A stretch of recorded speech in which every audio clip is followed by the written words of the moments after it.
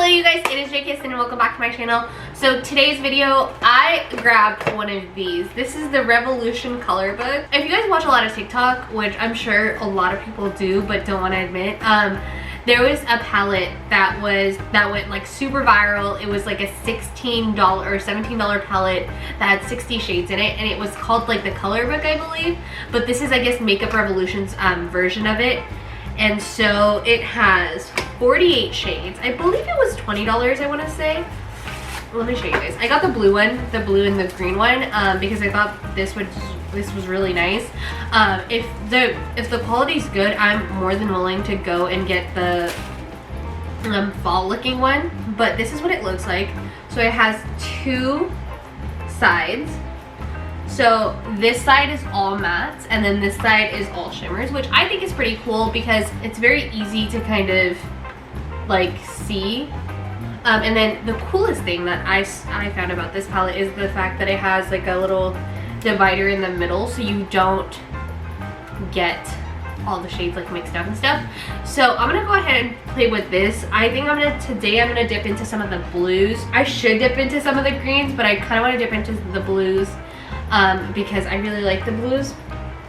And then I can do another video where I dip into the greens, and then if I end up getting the other palette, I can dip into this as well. I just feel like this is like, these are good to have if you play around with like a lot of like colored looks and stuff, because this has like every shade that you might need, which is nice. Let's go ahead and get started. So today I'm actually going to go in with a microfiber sponge because I haven't used a sponge in so long and I just really wanted to use one. For primer, I'm going to go in with this JOA Instant Prime Activator.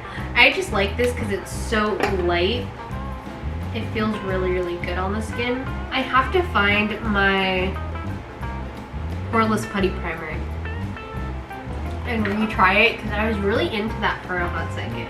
I'm gonna go in with my L'Oreal Fresh Wear in 465. I usually, especially in like foundations like this where I use this foundation all the time, I like to get a couple of different shades depending on what season it is, and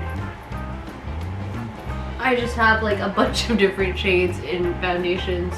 Okay, I know I look a little bit crazy, but this is the look, and I kind of wanted to try doing something and then going to the next eye instead of wasting my time here. So what I'm gonna do is I'm gonna show you guys the shades that I use. I first went in with this really light blue with a fluffy brush. So I'm gonna take this Zoeva 228 Luxe Crease Brush, and I'm gonna take that and pop it into my crease and blend it outwards. It's a really light shade, so you can't really see much of it, but that's totally fine. The next thing that I did was I dipped into this shade right here. These are all numbered, so I'll tell you guys the number, but this shade right here on the same brush. And what I did with this, was I just put it into my crease and blended it upward as well. And you really want to diffuse this color. That lighter shade is just going to really help diffuse it and give it a lot more dimension because it's underneath. And I'm really taking it into the inner corner because I feel like that's how I get like the most blended and seamless look. And then what I'm going to do is I went into this shade right here. Still using the same brush.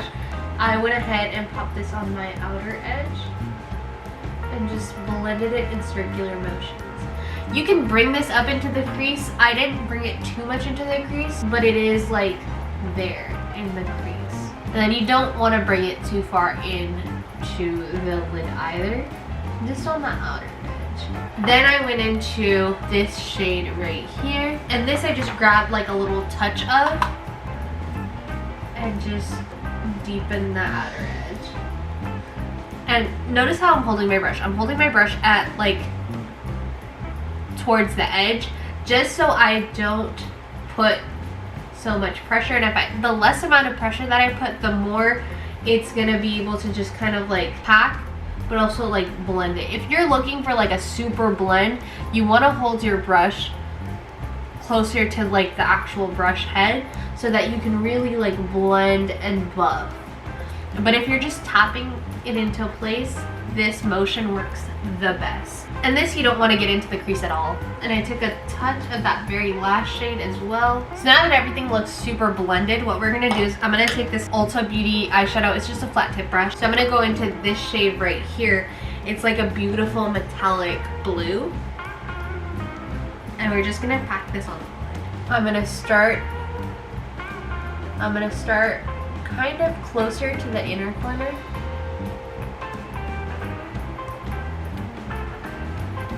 And then work myself to the middle. And then go on the outer. When you're going on the outer edge, if you do this motion, it's easier to not get so much product on the outer edge because you're only using like the very tip of the brush to deposit any color.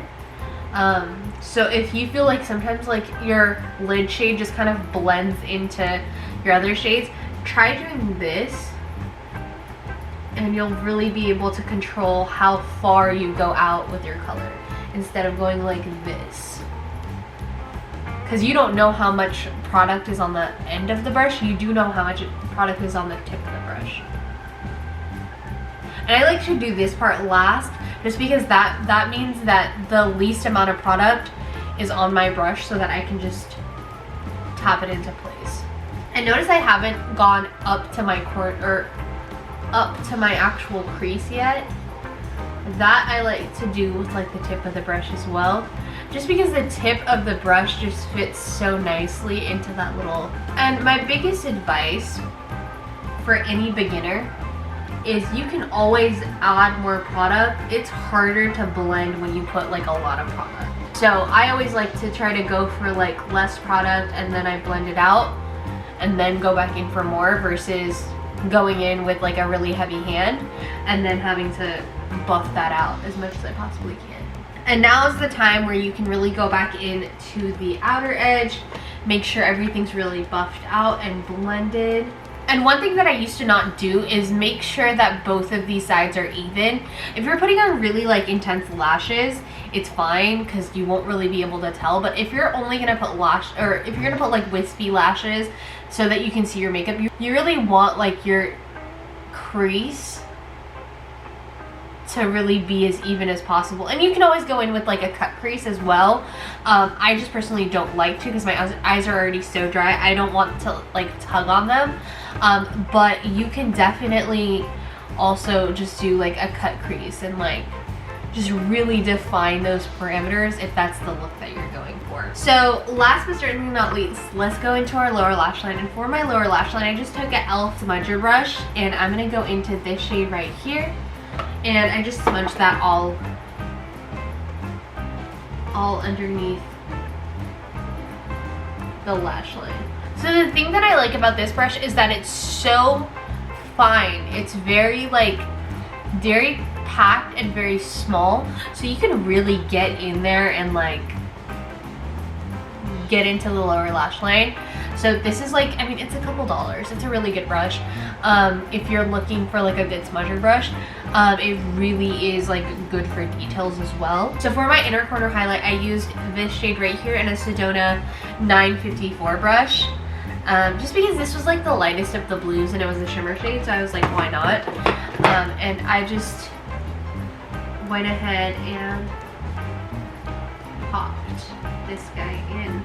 There wasn't too much fallout. There was like actually very minimal fallout for like how pigmented these shades are. It was actually really nice. I also think a pro tip is not to set your base with a white or like bone colored shade. I feel like when you have like more of a tacky base, everything just tends to stick better. So that's what I've been doing for the last couple of times that I've done my makeup is I'll just leave the sticky base and then I'll put all of my colors on top of it. It does alter the colors a little bit. The reds will show up more pink and like the blues won't be as vibrant. What I have noticed is that good eyeshadow palettes, they don't have very much fallout at all if you use like a tacky base. So I'm gonna go ahead and contour and stuff like that because I'm just gonna use what I used in my last video. And yeah, and then I'll show you guys the final look. I'm so excited. Alright you guys, so here's the final look. Oh my god, I am obsessed.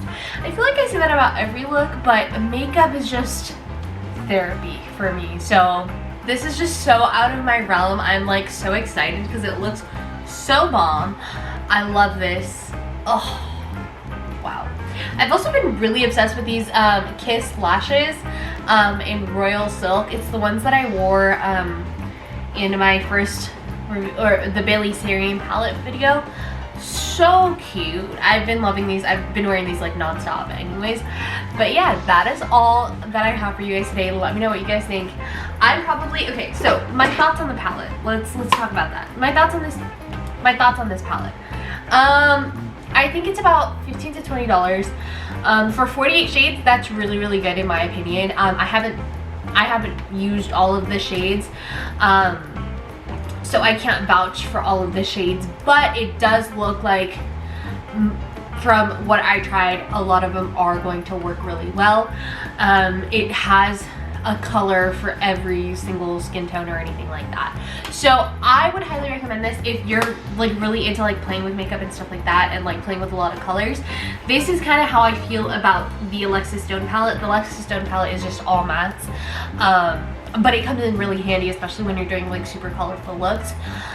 So if you're into that, I would highly recommend getting one of these. I'm probably gonna go back and try to get the more fall version. It has like golds and stuff. It kind of is comparable to the Sunset palette from Natasha Denona. So I would highly recommend this one at least. I know that this one works. If the formula is cohesive, this is a smash hit, especially for 48. I feel like if you had a bunch of these, if you had all of them, which is a little bit excessive, but if you had all of them, I feel like you wouldn't really need any other palette. But I mean, I don't need any other palette because I have a bajillion palettes, but I still keep buying more palettes as though I need them. So it is what it is. But that is all that I have for you guys. I think this is such a smash hit. So don't forget to like, comment, and subscribe. Thank you so much for watching.